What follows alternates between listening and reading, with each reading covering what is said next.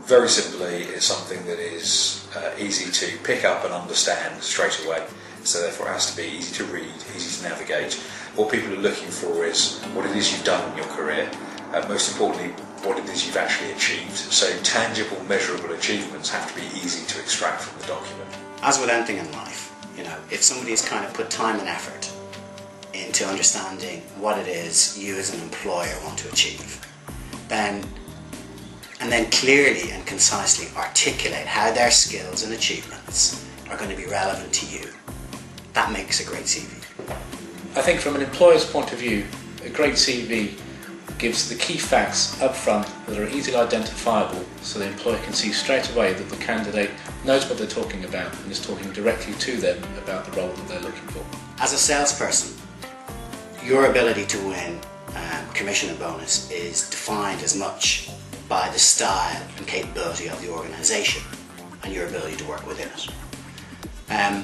Therefore, when you're going through the interview and CV process, it's as important to be able to articulate the how you've achieved what you've achieved as it is to what you've achieved. Yeah, and when you look at someone's achievements on a traditional CV, it's very difficult to draw out the common threads and the value they've really added to their organisation through all these various achievements. It's very important when putting together a CV to be able to highlight transferable skills, and this can actually be very difficult. So for an employer from your industry, it can be very obvious just by looking at the company name and the position you held within that company to understand exactly what it is you do on a day-to-day basis. For somebody looking from another industry, it can actually be quite challenging. So any way in which you can highlight what those transferable core skills are will be hugely advantageous. You never get a second chance to make a first impression, so it's really important to think carefully about how you're creating that first impression. This is a sales process, and like every sales process, the objective is to get to the next stage, but not just get to the next stage. You've got to stand out, be in the top 2 or 3 at every stage of the process, so that when it comes to final selection, they're going to choose the winner. You are the person that stood out at every stage of the process. Why a great CV makes a difference is very, very simple.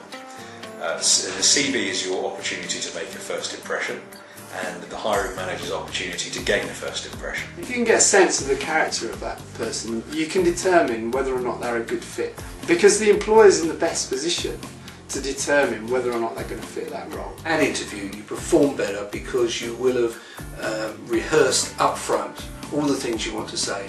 When you apply for a role, as you can imagine, you are applying alongside a number of other applicants, and employers, resourcing managers, will categorise CVs into A's, B's and C's. C's get a rejection letter, B's are borderline, and A's are the people that they've become excited to see based on what they've seen on the CV. We've all been in the situation where we've tried to create something from scratch 2 days before a deadline. It's never as powerful as if you spend time when you're not under that pressure to articulate clearly what that case study means. This applies, I think, as strongly to building your CV. You need to build it over time. It's to get you through to interview and to demonstrate to your potential employer that you really do take your career development seriously. Is that it simply makes creating a very strong document that is achievement loaded far easier, because it's quite difficult to remember what it is you've achieved over the last 5 years if you're suddenly put into a position with a short window of time to suddenly write it down. Right, so if I was to give you 2 tips about how to structure a CV, I think the first one is the most obvious one.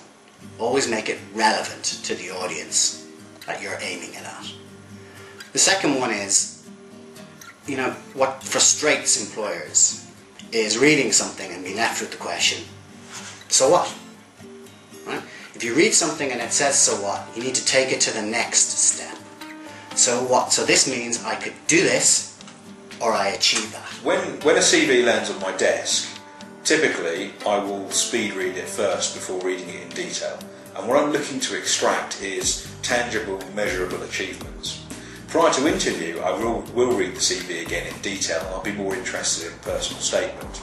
But actually, many people don't read the personal statement at all, and therefore having some kind of profiling around the CV to back up who you are, what makes you tick, what drives you, is hugely valuable. My biggest bugbear with traditional CVs is a total lack of third-party validation of individual claims until the very end of the process.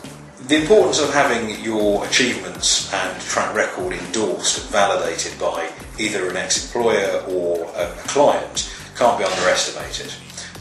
Most people don't believe what's written on CVs.